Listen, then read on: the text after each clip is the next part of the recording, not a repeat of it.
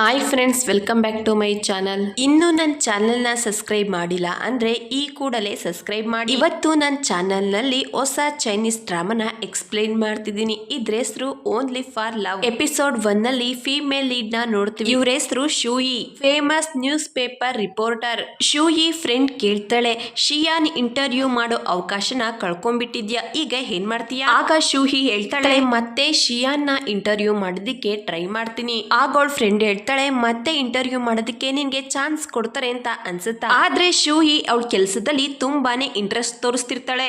ಶಿಯಾನ್ನ interview ಮಾಡೋದಕ್ಕೆ ಬೇರೆ ಹುಡುಗಿಗೆ ಚಾನ್ಸ್ ಸಿಕ್ಕಿರುತ್ತೆ. ಅವಳು ತುಂಬಾನೇ ಖುಷಿಯಾಗಿರ್ತಾಳೆ. ನಮ್ ಡ್ರಾಮಾದ ಮೇಲ್ ಲೀಡ್ ನ ನೋಡ್ತೀವಿ. ಇವ್ರ ಹೆಸರು ಶಿಯಾನ್. ಅವರು ಕಾರಲ್ಲಿ ಹೋಗ್ತಿರ್ಬೇಕಾದ್ರೆ ಅವ್ರ ಅಸಿಸ್ಟೆಂಟ್ ಹೇಳ್ತಾರೆ, ಇಂಟರ್ವ್ಯೂ ಮೀಟಿಂಗ್ ಇದೆ ಅಂತ ಹೇಳಿ ಇಂಟರ್ವ್ಯೂ ಮಾಡೋ ಹುಡುಗಿ ಹೆಸರನ್ನ ಹೇಳ್ತಾರೆ. ಆದ್ರೆ ಶಿಯಾನ್ ಆ ಹುಡುಗಿನ ರಿಜೆಕ್ಟ್ ಮಾಡಿ ಇಂಟರ್ವ್ಯೂ ಮಾಡೋದಕ್ಕೆ ಶೂಯಿ ಹೆಸರನ್ನ ಹೇಳ್ತಾರೆ. ಯಾಕಂದ್ರೆ ಶೂಯಿ ಔಟ್ಲೈನ್ ಇಷ್ಟ ಆಗಿರುತ್ತೆ. ಆದ್ರಿಂದ ಅವ್ರ ಅಸಿಸ್ಟೆಂಟ್ ಶಿಯಾನ್ ಇಂಟರ್ವ್ಯೂನ ಮತ್ತೆ ಅರೇಂಜ್ ಮಾಡ್ತಾರೆ. ಮತ್ತೊಂದ್ ಕಡೆ ಶೂಯಿ ಅವ್ರ ಡೈರೆಕ್ಟರ್ ಕ್ಯಾಬಿನ್ ಗೆ ಬರೋದಿಕ್ಕೆ ಹೇಳ್ತಾರೆ. ಅವ್ಳಿಗನ್ಸುತ್ತೆ ಇಂಟರ್ವ್ಯೂ ಮಾಡೋ ಅವಕಾಶನ ಕಳ್ಕೊಂಡಿರೋದ್ರಿಂದ ನನ್ನನ್ನ ಸಮಾಧಾನ ಮಾಡೋದಿಕ್ಕೆ ಕರೆದಿದ್ದಾರೆ ಅಂತ. ಅದಕ್ಕೆ ಅವಳು ಹೇಳ್ತಾಳೆ, ನನ್ನನ್ನ ಸಮಾಧಾನ ಮಾಡೋ ಅವಶ್ಯಕತೆ ಇಲ್ಲ, ನಾನು ಆರಾಮಾಗೇ ಇದ್ದೀನಿ. ಆಗ ಡೈರೆಕ್ಟರ್ ಹೇಳ್ತಾರೆ, ನೀನ್ ಇವತ್ತು ತುಂಬಾ ಚೆನ್ನಾಗಿ ರೆಡಿಯಾಗಿ ಬಂದಿದ್ಯಾ. ಆಗ ಶೂಯಿ ಹೇಳ್ತಾಳೆ, ಇವತ್ತು ನನ್ನ ಬಾಯ್ ಫ್ರೆಂಡ್ ಬರ್ತ್ಡೇ ಇದೆ, ಬರ್ತ್ಡೇನ ಸೆಲೆಬ್ರೇಷನ್ ಮಾಡೋದಿಕ್ಕೆ ಹೋಗ್ತಿದ್ದೀನಿ. ಆಗ ಡೈರೆಕ್ಟರ್ ಹೇಳ್ತಾರೆ, ಶೂಯಿ ನಿನಗೆ ಇಂಟರ್ವ್ಯೂ ಮಾಡೋದಕ್ಕೆ ಚಾನ್ಸ್ ಸಿಕ್ಕಿದೆ ಅಂತ ಹೇಳೋದಕ್ಕೆ ನಿನ್ನ ಕರ್ಸಿದ್ದು.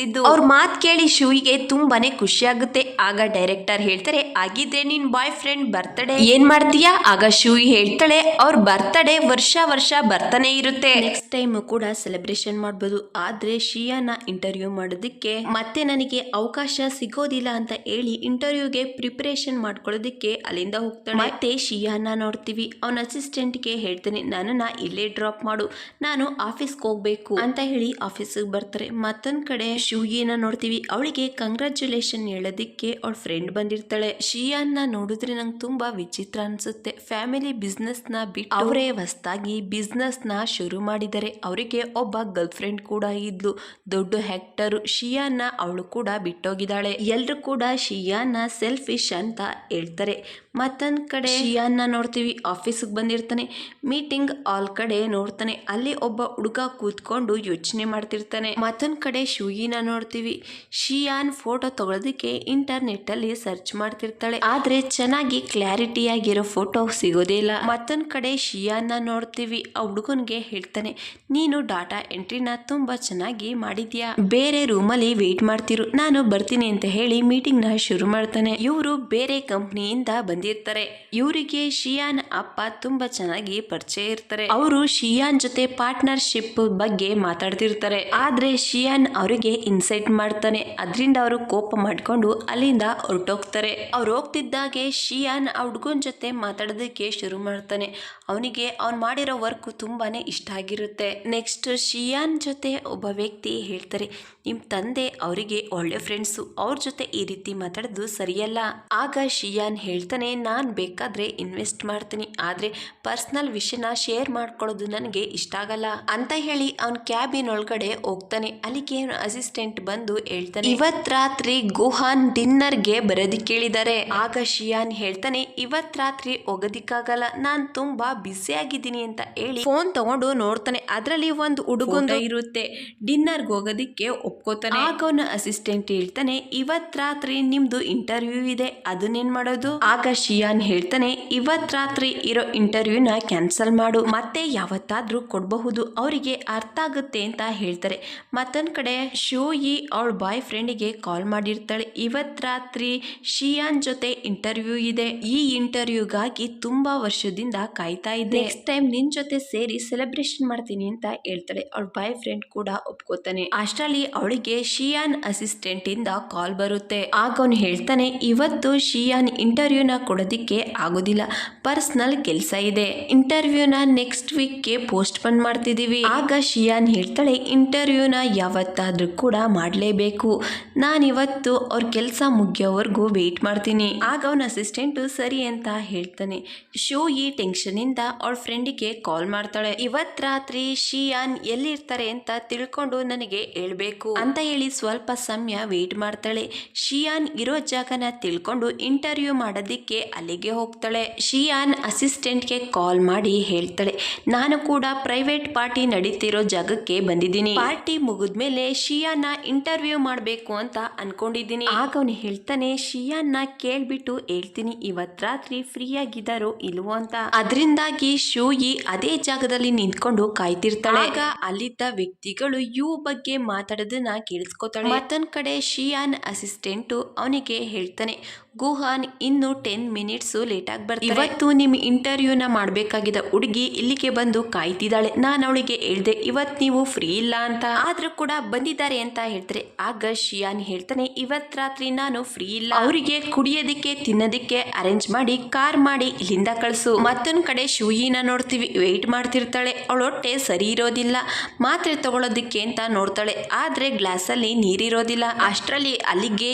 ಯು ಬಂದು ಅವಳಿಗೆ ಕುಡಿಯೋದಿಕ್ಕೆ ನೀರ್ ಕೊಡ್ತಾರೆ. ಅವ್ರನ್ನ ನೋಡಿ ಶೂಯಿ ಕೇಳ್ತಾಳೆ, ನೀವು ಪ್ರೊಫೆಸರ್ ಯು ಅಲ್ವಾ? ಆಗ ಅವರು ಹೇಳ್ತಾರೆ, ನಿಮ್ಗೆ ಗೊತ್ತಾಯ್ತು?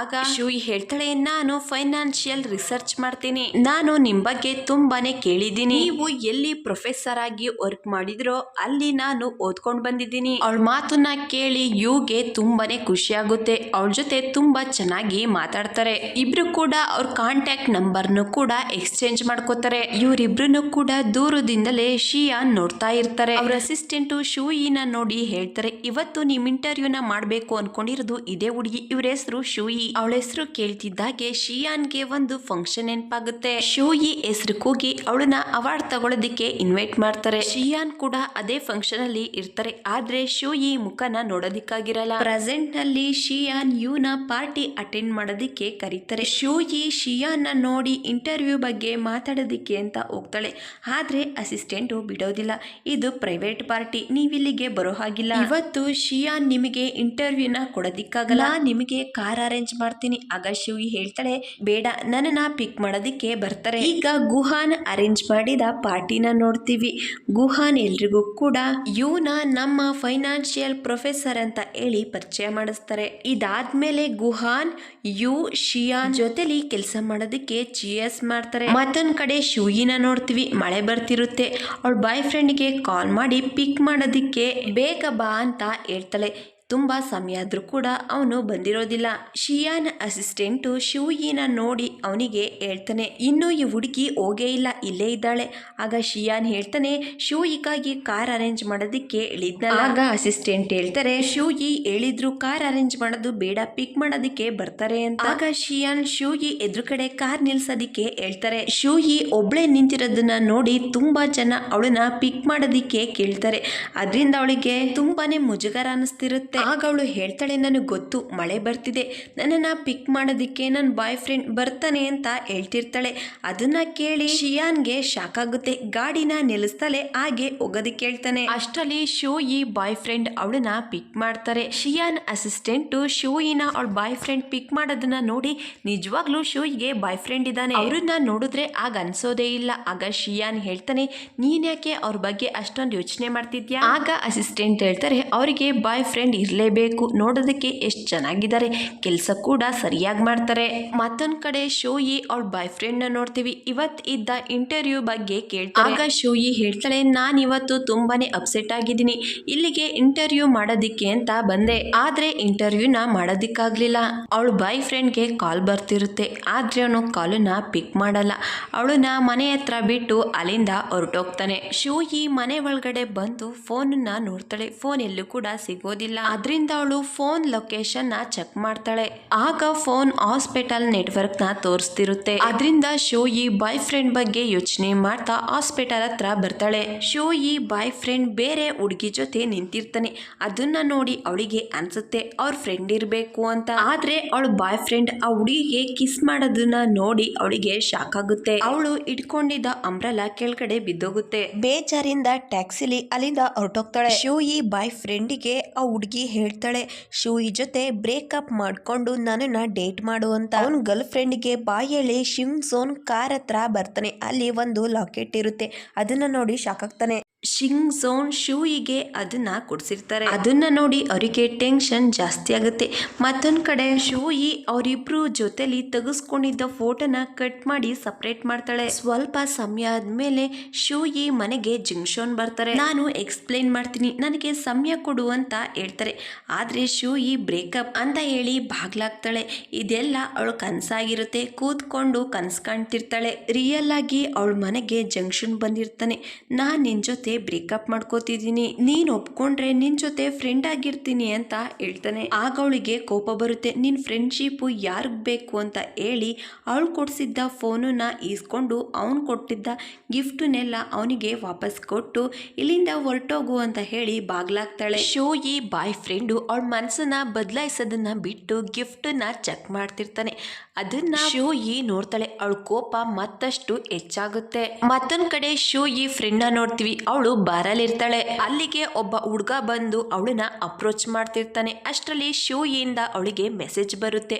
ಆ ಹುಡುಗನ ಇಗ್ನೋರ್ ಮಾಡಿ ಶೋಯಿನ ಮೀಟ್ ಮಾಡೋದಿಕ್ಕೆ ಅಂತ ಅವ್ರ ಮನೆಗೆ ಹೋಗ್ತಾಳೆ. ಶೋಯಿ ಅವಳ ಬಾಯ್ ಫ್ರೆಂಡ್ ಬಗ್ಗೆ ಹೇಳ್ತಾಳೆ. ಅವನು ಎಕ್ಸ್ಪ್ರೆಸಿವ್ ಗಿಫ್ಟ್ ಅನ್ನು ಕೂಡ ತಗೊಂಡೋದ. ಬೇರೆ ಹುಡುಗಿ ಜೊತೆ ಇದ್ದು ನನ್ನನ್ನ ಚೀಟ್ ಮಾಡ್ದ. ಆಗ ಅವಳ ಫ್ರೆಂಡ್ ಹೇಳ್ತಾಳೆ, ನೀನು ನಿನ್ ಕೆರಿಯರ್ ಕಡೆ ಗಮನ ಕೊಡು, ಏನಾದ್ರೂ ಅಚೀವ್ ಮಾಡು, ಆಗ ಅವನಿಗೆ ಗೊತ್ತಾಗುತ್ತೆ ನಿನ್ ವ್ಯಾಲ್ಯೂ ಏನು ಅಂತ. ಮತ್ತೊಂದ್ ಕಡೆ ಶಿಯಾನ್ ಶೋಯಿ ಬಗ್ಗೆ ಇಂಟರ್ನೆಟ್ ಅಲ್ಲಿ ಸರ್ಚ್ ಮಾಡ್ತಿರ್ತಾನೆ. ಈ ಹುಡುಗಿ ತುಂಬಾನೇ ಇಂಪ್ರೆಸಿವ್ ಆಗಿದ್ದಾಳೆ. ಇವಳು ಕಂಪ್ನಿಯಿಂದ ಬೇರೆಯವ್ರನ್ನ ಯಾಕೆ ರೆಕಮೆಂಡ್ ಮಾಡಿದ್ರು ನನ್ನನ್ನ ಇಂಟರ್ವ್ಯೂ ಮಾಡೋದಿಕ್ಕೆ ಅಂತ ಹೇಳಿ ಅವಳನ್ನ ನೆನಪು ಮಾಡ್ಕೋತಿರ್ಬೇಕಾದ್ರೆ ಅಷ್ಟರಲ್ಲಿ ಅವನಿಗೆ ಕಾಲ್ ಬರುತ್ತೆ. ನೆಕ್ಸ್ಟ್ ಡೇ ಶೋಯಿ ಬ್ಲಾಕ್ ಕಲರ್ ಸ್ಪೆಕ್ಸ್ ನ ಹಾಕೊಂಡು ಮಿಸ್ ಈ ಚೇಂಬರಿಗೆ ಬರ್ತಾಳೆ. ನಿನ್ನೆ ಶಿಯಾನ್ ಇಂಟರ್ವ್ಯೂನ ಮಾಡೋದಿಕ್ಕಾಗ್ಲಿಲ್ಲ. ಆದ್ರೆ ಮತ್ತೆ ಅವ್ರ ಅಸಿಸ್ಟೆಂಟ್ ಜೊತೆ ನಾನ್ ಮಾತಾಡಿ ಇಂಟರ್ವ್ಯೂ ಮಾಡೋದಕ್ಕೆ ಡೇಟ್ ನ ಫಿಕ್ಸ್ ಮಾಡ್ತೀನಿ, ನೀವೇನು ಯೋಚನೆ ಮಾಡಬೇಡಿ. ಆಗ ಮಿಸ್ ಈ ಹೇಳ್ತಾರೆ, ನೀನ್ ಯಾಕೆ ಸನ್ ಗ್ಲಾಸ್ ಹಾಕೊಂಡಿದ್ಯಾ? ಆಗ ಶೋಯಿ ಸನ್ ಗ್ಲಾಸ್ ನ ತೆಗೆದು ಅವರಿಗೆ ಅವಳ ಮುಖನ ತೋರಿಸ್ತಾರೆ. ಆಗ ಅವ್ರು ಹೇಳ್ತಾರೆ, ಶಿಯಾನ್ ಜೊತೆ ಇದ್ದ ಇಂಟರ್ವ್ಯೂ ಕ್ಯಾನ್ಸಲ್ ಆಗಿದೆ. ನಿನ್ ಬಾಯ್ ಫ್ರೆಂಡ್ ಜೊತೆ ಬರ್ತ್ಡೇ ಸೆಲೆಬ್ರೇಷನ್ ನ ಮಾಡೋದಿಕ್ ಹೋಗಿದ್ಯಾ? ಇದ್ರಲ್ಲಿ ಅಳೋ ಅಂತ ವಿಷಯ ಏನಿದೆ? ಆದ್ರೆ ಶೂಯಿ ಹತ್ರ ಅವ್ರ ಪ್ರಶ್ನೆಗೆ ಉತ್ತರ ಕೊಡೋದಿಕ್ಕೆ ಏನು ಕೂಡ ಇರೋದಿಲ್ಲ. ಆಗ ಮಿಸ್ ಈ ಹೇಳ್ತಾರೆ, ನಿನ್ ಬಾಯ್ ಫ್ರೆಂಡ್ ನಿನ್ಗೆ ಚೀಟ್ ಮಾಡೋದ್ನ ಅಂತ ಹೇಳಿ ನಗ್ತಿರ್ತಾರೆ. ಆಗ ಶೂಯಿ ಹೇಳ್ತಾಳೆ, ನನ್ ಬಾಯ್ ಫ್ರೆಂಡ್ ನನಗೆ ಚೀಟ್ ಮಾಡ್ದ, ಆದ್ರೆ ನೀವ್ಯಾಕೆ ಇಷ್ಟೊಂದು ಖುಷಿಯಾಗಿದ್ದೀರಾ? ಆಗ ಮಿಸ್ ಈ ಹೇಳ್ತಾರೆ, ನನಗೆ ಮೊದ್ಲೇ ಗೊತ್ತಿತ್ತು ಇದು ಹೀಗೆ ಆಗುತ್ತೆ ಅಂತ. ನಿನ್ ಬಾಯ್ ಫ್ರೆಂಡ್ ನಿನಗೆ ಸ್ವಲ್ಪ ಕೂಡ ಮ್ಯಾಚ್ ಆಗಲ್ಲ. ಇಬ್ರು ಜೊತೆಲಿ ಇರ್ಬೇಕು ಅಂದ್ರೆ ಒಬ್ರನ್ನ ಒಬ್ರು ಚೆನ್ನಾಗಿ ಅರ್ಥ ಮಾಡ್ಕೊಂಡಿರ್ಬೇಕು. ನೀನೇನು ಯೋಚನೆ ಮಾಡ್ಬೇಡ, ನಿನಗೆ ಇನ್ನೂ ಒಳ್ಳೆ ಹುಡುಗ ಸಿಗ್ತಾನೆ ಅಂತ ಹೇಳ್ತಾರೆ. ಆಗ ಶೂಯಿ, ನೀವು ಸರಿಯಾಗಿ ಹೇಳಿದ್ರಿ, ನಾನು ನನ್ನ ಕೆಲ್ಸದ ಕಡೆ ಗಮನ ಕೊಡ್ತೀನಿ ಅಂತ ಹೇಳಿ ಅಲ್ಲಿಂದ ಹೋಗ್ತಿರ್ಬೇಕಾದ್ರೆ ಮಿಸ್ ಈ ಹೇಳ್ತಾರೆ, ನಿನಗೆ ರಜಾ ಬೇಕಾದ್ರೆ 2 ದಿವಸ ಲೀವ್ ಹಾಕಬಹುದು. ಆಗ ಶೂಯಿ ಹೇಳ್ತಾಳೆ, ನನ್ ಕಣ್ಣಿನ ಕೆಳಗಡೆ ಬಂದಿರೋ ಡಾರ್ಕ್ ಸರ್ಕಲ್ ನಿಮಗ್ ಕಾಣಿಸ್ತಾ? ಶಿಯಾನ್ ಇಂಟರ್ವ್ಯೂ ಮಾಡೋದಕ್ಕೆ ವರ್ಕ್ ಮಾಡ್ತಿರೋದ್ರಿಂದ ಈ ರೀತಿಯಾಗಿದೆ, ಒಬ್ಬ ಮೋಸಗಾರನ್ಗಲ್ಲ ಅಂತ ಹೇಳಿ ಅಲ್ಲಿಂದ ಹೋಗ್ತಾಳೆ. ನೆಕ್ಸ್ಟ್ ಸ್ವೀಟ್ ತಗೊಳ್ಳೋದಿಕ್ಕೆ ಅಂತ ಒಂದು ಬೇಕ್ರಿಗೆ ಬಂದಿರ್ತಾಳೆ. ಹಿಂದೆ ಒಂದ್ಸಾರಿ ಶಿಂಗ್ಸೋ ಜೊತೆ ಅದೇ ಬೇಕ್ರಿಗೆ ಬಂದಿರ್ತಾಳೆ. ಅದೆಲ್ಲ ನೆನಪಾಗುತ್ತೆ. ಅವಳಿಗೆ ಏನ್ ಬೇಕು ಅನ್ನೋದನ್ನ ಆರ್ಡರ್ ಮಾಡ್ತಿರ್ಬೇಕಾದ್ರೆ ಅದೇ ಬೇಕ್ರಿಗೆ ಶಿಂಗ್ಸೋ ಅವಳ ಹೊಸ ಗರ್ಲ್ ಫ್ರೆಂಡ್ ಜೊತೆ ಬರ್ತಾನೆ. ಅವಳನ್ನ ಕೇಳ್ತಾನೆ, ನೀನ್ ಅಂಕಲ್ ಜೊತೆ ಯಾವಾಗ ಮಾತಾಡ್ತೀಯ? ಮಿನ್ಯೂ ಗ್ರೂಪ್ಗೆ ನನ್ನನ್ನ ಐಆರ್ ಮಾಡೋದಿಕ್ಕೆ. ಅವಳು ಹೇಳ್ತಾಳೆ, ಹೊಸದಾಗಿ ಯಾರನ್ನಾದ್ರೂ ಐಆರ್ ಮಾಡ್ಬೇಕು ಅಂದ್ರೆ ಅಲ್ಲಿನ ರೂಲ್ಸ್ ತುಂಬಾನೇ ಸ್ಟ್ರಿಕ್ಟ್ ಅಂತ ಹೇಳಿ ಇವರಿಬ್ರು ಮಾತಾಡ್ತಿದ್ರೆ ಶೋಯಿ ಅವ್ರನ್ನ ನೋಡ್ತಾಳೆ. ಆಗ ಶಿಂಗ್ಸೋ ಹೇಳ್ತಾನೆ, ಬೇಗ ನಿನ್ ಅಂಕಲ್ ಜೊತೆ ಮಾತಾಡು, ನಾನ್ ಜಾಸ್ತಿ ದಿವಸ ಕೈದಿಕ್ಕಾಗಲ್ಲ ಅಂತ ಹೇಳ್ತಾನೆ. ಆಗ ಅವನ್ ಗರ್ಲ್ ಫ್ರೆಂಡ್ ಶೋಯಿ ಇರೋದನ್ನ ನೋಡಿ ಬೇಕು ಅಂತಲೇ ಬೇಕ್ರಿನಲ್ಲಿ ಏನನ್ನೋ ತೋರಿಸಿ ಕೇಳ್ತಾಳೆ. ಶಿಂಗ್ಸೋಗೆ ಶೋಯಿನ ನೋಡಿ ಟೆನ್ಷನ್ ಶುರುವಾಗುತ್ತೆ. ಆದ್ರೆ ಅವನ್ ಗರ್ಲ್ ಫ್ರೆಂಡು ಶೋಯಿನ ಸ್ವಲ್ಪ ಹಿಂದೆ ತಳ್ಳಿ ಆ ಜಾಗದಲ್ಲಿ ನಿಂತ್ಕೋತಾಳೆ. ಆಗ ಶೋಯಿ ಅವಳನ್ನ ಏನೋ ಕೇಳ್ಬೇಕು ಅನ್ಕೋತಾಳೆ. ಆದ್ರೆ ಅವಳ ಕಣ್ಣು ಅವಳ ಬಾಯ್ ಫ್ರೆಂಡ್ ಮೊದ್ಲವಳಿಗೆ ಕೊಟ್ಟಿದ್ದ ಗಿಫ್ಟ್ ಮೇಲೆ ಹೋಗುತ್ತೆ. ಆಗ ಶೋಯಿ ಹೇಳ್ತಾಳೆ, ಬೇರೆಯವ್ರಿಗೆ ಸೆಕೆಂಡ್ ಹ್ಯಾಂಡ್ ಅಂದ್ರೆ ತುಂಬಾನೇ ಇಷ್ಟ ಅನ್ಸುತ್ತೆ ಅಂತ ಹೇಳಿ ಶಿಂಗ್ಸೋನ ನೋಡ್ತಾ ಅಲ್ಲಿಂದ ಹೊರಟೋಗ್ತಾಳೆ. ಆಗ ಅವನ್ ಗರ್ಲ್ ಫ್ರೆಂಡ್ ನನ್ನನ್ನ ಸೆಕೆಂಡ್ ಹ್ಯಾಂಡ್ಲು ಅಂತ ಏಕೆ ಹೇಳಿದ್ಲು ಅಂತ ಹೇಳಿ ತುಂಬಾನೇ ಕೋಪ ಮಾಡ್ಕೋತಾಳೆ. ಮತ್ತೊಂದ್ ಕಡೆ ಶಿಯಾನ್ ಸಿಗ್ನಲ್ ಅಲ್ಲಿ ಇರ್ಬೇಕಾದ್ರೆ ಶೋಯಿನ ನೋಡ್ತಾರೆ. ಒಂದ್ ಮರದ ಹತ್ರ ನಿಂತಿರ್ತಾಳೆ. ಅವ್ರಿಬ್ರನ್ನು ಜೊತೆಲಿ ನೋಡಿದ್ರಿಂದ ಎಲ್ಲಾ ಕೋಪನು ಅಲ್ಲಿ ತೀರಿಸ್ಕೋತಿರ್ತಾಳೆ. ಅವಳನ್ನ ನೋಡಿ ಶಿಯಾನ್ ಸ್ಮೈಲ್ ಮಾಡ್ತಾನೆ. ಶೂಯಿ ಫೋನಲ್ಲಿ ಬ್ಯಾಟ್ರಿ ಖಾಲಿಯಾಗಿರುತ್ತೆ. ಕಾರ್ ಹತ್ರ ಬಂದು ಗ್ಲಾಸನ್ನ ಲಾಕ್ ಮಾಡ್ತಾ ಕೇಳ್ತಾಳೆ, ನನ್ನ ಫೋನಲ್ಲಿ ಬ್ಯಾಟ್ರಿ ಖಾಲಿಯಾಗಿದೆ, ನಿಮ್ಮ ಹತ್ರ ಪವರ್ ಬ್ಯಾಂಕ್ ಇದ್ರೆ ಕೊಡಿ. ಆಗ ಶಿಯಾನ್ ಹೇಳ್ತಾನೆ, ನನ್ನ ಹತ್ರ ಪವರ್ ಬ್ಯಾಂಕ್ ಇಲ್ಲ. ಆಗ ಶೂಯಿ ಹೇಳ್ತಾಳೆ, ಪರವಾಗಿಲ್ಲ, ನಿಮ್ ಕಾರಲ್ಲಿ ನನಗೆ ಲಿಫ್ಟ್ ಕೊಡಿ, ಕಾರಲ್ಲೇ ಫೋನನ್ನ ಚಾರ್ಜ್ ಮಾಡ್ಕೋತೀನಿ ಅಂತ ಹೇಳ್ತಾಳೆ. ಅವಳಿಗೆ ಗೊತ್ತಿರೋದಿಲ್ಲ ಕಾರಲ್ಲಿರೋದು ಶಿಯಾನ್ ಅಂತ. ಆಗ ಶಿಯಾನ್ ಕಾರ್ ಗ್ಲಾಸ್ ಅನ್ನ ಕೆಳಗಡೆ ಇಳಿಸಿ ಹೇಳ್ತಾನೆ, ಬೇರೆಯವ್ರ ಗರ್ಲ್ ಫ್ರೆಂಡ್ಗೆ ನನ್ನ ಕಾರಲ್ಲಿ ಲಿಫ್ಟ್ ಕೊಡೋದಿಕ್ಕೆ ಆಗೋದಿಲ್ಲ. ಅವನ ಅಸಿಸ್ಟೆಂಟ್ ಶೂಯಿಗೆ ಹಾಯ್ ಹೇಳ್ತಾನೆ. ಆಗ ಶಿಯಾನ್ ನ ಕೇಳ್ತಾಳೆ, ನಾನ್ ನಿಮ್ಮನ್ನ ಕಾರ್ನಲ್ಲೇ ಇಂಟರ್ವ್ಯೂ ಮಾಡಬಹುದಾ, ನಾನು ನಿಮ್ ವರ್ಕ್ ನ ಡಿಸ್ಟರ್ಬ್ ಮಾಡಲ್ಲ ಅಂತ ಹೇಳ್ತಾಳೆ. ಆಗ ಶಿಯಾನ್ ಕಾರ್ ಗ್ಲಾಸ್ ನ ಕ್ಲೋಸ್ ಮಾಡೋದಿಕ್ಕೆ ಅಂತ ನೋಡ್ತಾನೆ. ಆಗ ಶೂಯಿ ಹೇಳ್ತಾಳೆ, ನಾನ್ ಕವರ್ ಸ್ಟೋರಿನ ಕೊಡ್ಲೇಬೇಕು, ಇಲ್ಲಾಂದ್ರೆ ಪಬ್ಲಿಷ್ ಆಗಲ್ಲ. ಆಗ ಶಿಯಾನ್ ಹೇಳ್ತಾನೆ, ಇದು ನನ್ನ ಪರ್ಸನಲ್ ಟೈಮ್, ನೀವು ನನ್ನನ್ನ ಮೀಟ್ ಮಾಡ್ಬೇಕು ಅಂದ್ರೆ ನನ್ನ ಅಸಿಸ್ಟೆಂಟ್ ಹತ್ರ ಅಪಾರ್ಟ್ಮೆಂಟ್ ತಗೊಳ್ಳಿ ಅಂತ ಹೇಳಿ ಪೂರ್ತಿ ಕಾರ್ ಗ್ಲಾಸ್ ಅನ್ನ ಕ್ಲೋಸ್ ಮಾಡ್ಕೊಂಡು ಶೂಯಿನ ಅಲ್ಲೇ ಬಿಟ್ಟು ಹೋಗ್ತಿರ್ಬೇಕಾದ್ರೆ ಅವನ ಅಸಿಸ್ಟೆಂಟ್ ಹಿಂದೆ ತಿರ್ಗಿ ಶೂಯಿನ ನೋಡ್ತಿರ್ತಾನೆ. ಆಗ ಶಿಯಾನ್ ಹೇಳ್ತಾನೆ, ನೀನು ಶೂಯಿಗೆ ಕಂಪ್ನಿ ಕೊಡ್ಬೇಕು ಅಂತ ಅನ್ಕೊಂಡಿದ್ರೆ ಕಾರಿಂದ ಇಳಿದು ನಡ್ಕೊಂಡ್ ಬರಬಹುದು. ಅವನ ಅಸಿಸ್ಟೆಂಟ್ ಸುಮ್ನೆ ಕೂತ್ಕೋತಾನೆ. ಮತ್ತೊಂದ್ ಕಡೆ ಮಿಸ್ ಈನಾ ನೋಡ್ತೀವಿ. ಶಿಯಾನ್ ಇಂಟರ್ವ್ಯೂ ಮಾಡೋದಿಕ್ಕೆ ಮೊದಲು ಸೆಲೆಕ್ಟ್ ಆಗಿದ್ದ ಹುಡುಗಿ ಜೊತೆ ಮಾತಾಡ್ತಿರ್ತಾರೆ. ನೀನು ಕೂಡ ತುಂಬಾ ಚೆನ್ನಾಗಿ ಕೆಲಸ ಮಾಡ್ತೀಯ, ಆದ್ರೆ ಅವರು ಶೂಯಿನ ಚಾಯ್ಸ್ ಮಾಡಿದ್ದಾರೆ, ನೀನೇನು ಯೋಚನೆ ಮಾಡ್ಬೇಡ, ನಿನ್ಗೂ ಕೂಡ ಮತ್ತೊಂದು ಅವಕಾಶ ಸಿಗುತ್ತೆ. ಶೂಯಿ ಅವಳ ಫ್ರೆಂಡ್ ನ ಮೀಟ್ ಆಗೋದಿಕ್ಕೆ ಅಂತ ಬಂದಿರ್ತಾಳೆ. ಆಗ ಅವಳು ಹೇಳ್ತಾಳೆ, ಶಿಯಾನ್ಗೆ ಒಬ್ಬ ಅಣ್ಣ ಇದ್ದಾರೆ, ಜೆನ್ಯೂನ್ ಗ್ರೂಪ್ ಅಲ್ಲಿ ಮ್ಯಾನೇಜರ್ ಆಗಿದ್ದಾರೆ ಅಂತ ಹೇಳಿ ಶಿಯಾನ್ ಫ್ಯಾಮಿಲಿ ಬಗ್ಗೆ ತುಂಬಾನೇ ಸ್ಟೋರಿ ಹೇಳ್ತಾಳೆ. ಶಿಯಾನ್ಗೆ ಒಬ್ಬ ತಂಗಿ ಇದ್ದಾಳೆ, ಕೆಲವರು ಓದೋದಿಕ್ ಹೋಗಿದ್ದಾಳೆ ಅಂತ ಹೇಳಿದ್ರೆ ಮತ್ ಕೆಲವರು ಅವಳು ಬದುಕಿಲ್ಲ ಅಂತ ಹೇಳ್ತಾರೆ. ಆದ್ರೆ ಶಿಯಾನ್ ಫ್ಯಾಮಿಲಿ ಅವ್ರ ಪ್ರೈವೇಸಿ, ಅವ್ರ ಫ್ಯಾಮಿಲಿ ಬಗ್ಗೆ ತುಂಬಾನೇ ಸ್ಟ್ರಿಕ್ಟ್ ಆಗಿದ್ದಾರೆ. ಅಷ್ಟರಲ್ಲಿ ಅವಳಿಗೆ ಮೆಸೇಜ್ ಬರುತ್ತೆ, ಈ ವೀಕ್ ಕವರ್ ಸ್ಟೋರಿನ ಕೊಡ್ಲೇಬೇಕು, ಇಲ್ಲ ಅಂದ್ರೆ ಆರ್ಟಿಕಲ್ ಎಲ್ಲ ಹಾಳಾಗುತ್ತೆ ಅಂತ ಹೇಳ್ತಾರೆ. ಇದರಿಂದ ಇಂಟರ್ವ್ಯೂಗೆ ಏನ್ ಮಾಡೋದು ಅಂತ ಹೇಳಿ ಶೂಯಿ ಟೆನ್ಷನ್ ಮಾಡ್ಕೊಂಡು ಕೂತಿರ್ತಾಳೆ.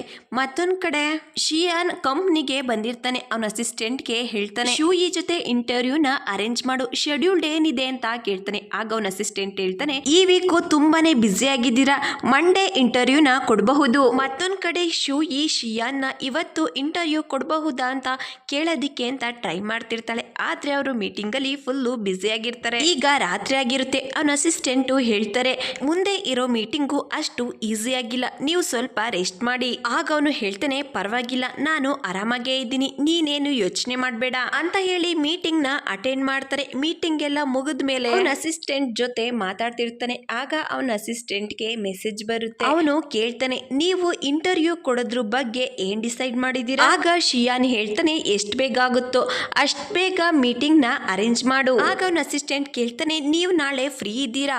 ಆಗ ಶಿಯಾನ್ ಹೇಳ್ತಾನೆ, ಅಂಕಲ್ ಗಾವ್ ಜೊತೆ ನಾನು ರೈಡ್ಗೆ ಹೋಗ್ತಿದ್ದೀನಿ, ಶೂಯಿನು ಕೂಡ ಅಲ್ಲಿಗೆ ಬರೋದಕ್ಕೆ ಕೇಳು ಅಂತ ಹೇಳ್ತಾನೆ. ಮತ್ತೊಂದ್ ಕಡೆ ಶೂಯಿ ಆಫೀಸ್ ನಲ್ಲಿ ವರ್ಕ್ ಮಾಡ್ತಿರ್ತಾಳೆ. ಆಗ ಅವಳಿಗೆ ಮೆಸೇಜ್ ಬರುತ್ತೆ, ಶಿಯಾನ್ ನ ಇಂಟರ್ವ್ಯೂ ಮಾಡೋದಿಕ್ಕೆ ಮಾರ್ನಿಂಗ್ ಅಪಾರ್ಟ್ಮೆಂಟ್ ಕೊಟ್ಟಿದ್ದಾರೆ ಅಂತ ಮೆಸೇಜ್ ಬಂದಿರುತ್ತೆ. ಅದನ್ನ ನೋಡಿ ಅವಳಿಗೆ ತುಂಬಾನೇ ಖುಷಿ ಆಗುತ್ತೆ. ಅವಳ ಫ್ರೆಂಡ್ ಜೊತೆ ಶೇರ್ ಮಾಡ್ಕೋತಾಳೆ. ಅವಳು ಕೂಡ ಖುಷಿ ಪಡ್ತಾಳೆ. ಯೂನಿ ಕೂಡ ಅವಳ ಮಾತನ್ನ ಕೇಳಿಸ್ಕೋತಾಳೆ. ಶೂಯಿ ಆಫೀಸ್ ಇಂದ ಹೋಗ್ತಿದ್ದಾಗೆ ಯೂನಿ ಅವಳ ಚೇಂಬರ್ ಹತ್ರ ಬಂದು ಡ್ರಾಯರ್ ನ ಓಪನ್ ಮಾಡ್ತಾಳೆ. ಅದರಲ್ಲಿ ಇಂಟರ್ವ್ಯೂ ಔಟ್ಲೈನ್ ಇರುತ್ತೆ. ಮತ್ತೊಂದ್ ಕಡೆ ಶೂಯಿ ಮನೆಯಲ್ಲಿ ಮಾರ್ನಿಂಗ್ ಇಂಟರ್ವ್ಯೂಗೆ ಹಾಕೊಂಡೋಗೋದಕ್ಕೆ ಬಟ್ಟೆ ಸೆಲೆಕ್ಷನ್ ಮಾಡೋದಕ್ಕೆ ಅವಳ ಫ್ರೆಂಡಿಗೆ ಹೇಳ್ತಾಳೆ. ಆಗ ಅವಳ ಫ್ರೆಂಡ್ ಹೇಳ್ತಾಳೆ, ನಾಳೆ ನೀನು ನೋಡೋದಕ್ಕೆ ತುಂಬಾ ಚೆನ್ನಾಗಿ ಕಾಣಿಸ್ಬೇಕು. ಆಗ ಶೂಯಿ ಹೇಳ್ತಾಳೆ, ಅವ್ರು ಯಾಕೆ ನನ್ನನ್ನ ನೋಡ್ಬೇಕು, ಅವರು ತುಂಬಾನೇ ವರ್ಟಾಗಿ ನಡ್ಕೋತಾರೆ. ಆಗ ಅವಳ ಫ್ರೆಂಡ್ ಹೇಳ್ತಾಳೆ, ಯಾಕೆ ನೋಡಲ್ಲ, ನಾನ್ ನಿನಗೆ ಸಹಾಯ ಮಾಡ್ತೀನಿ. ಮತ್ತೊಂದ್ ಕಡೆ ಶಿಯಾನ್ ನೋಡ್ತೀವಿ. ಅವನ ಅಸಿಸ್ಟೆಂಟ್ ಅವನಿಗೆ ಮೆಸೇಜ್ ಮಾಡ್ತಾನೆ, ಮಾರ್ನಿಂಗ್ ಎಷ್ಟೊತ್ತಿಗೆ ಇಂಟರ್ವ್ಯೂ ಇದೆ ಅಂತ. ಮಾರ್ನಿಂಗ್ ಶಿಯಾನ್ ಆಫೀಸಿಗೆ ಬಂದಿರ್ತಾನೆ. ಇಂಟರ್ವ್ಯೂ ಮಾಡೋದಿಕ್ಕೆ ಯೂನಿ ಬಂದಿರ್ತಾಳೆ. ಆಗ ಶಿಯಾನ್ ಕೇಳ್ತಾನೆ, ನನ್ನನ್ನ ಇಂಟರ್ವ್ಯೂ ಮಾಡೋದಿಕ್ಕೆ ಬೇರೆ ಹುಡುಗಿ ಬರ್ಬೇಕಿತ್ತು. ಆಗ ಯೂನಿ ಹೇಳ್ತಾಳೆ, ಇವತ್ತು ಶೂಯಿ ಫ್ರೀ ಇಲ್ಲ, ನಿಮ್ಮನ್ನ ಇಂಟರ್ವ್ಯೂ ಮಾಡೋದಿಕ್ಕೆ ನನಗೆ ಹೇಳಿದಾಳೆ. ಆಗ ಶಿಯಾನ್ ಔಟ್ಲೈನ್ ನ ಕೇಳ್ತಾನೆ. ಯೂನಿ ಔಟ್ಲೈನ್ ಅವನಿಗೆ ಇಷ್ಟ ಆಗುತ್ತೆ. ಇಂಟರ್ವ್ಯೂ ಕೊಡೋದಿಕ್ಕೆ ಒಪ್ಕೋತಾನೆ. Thank you for watching.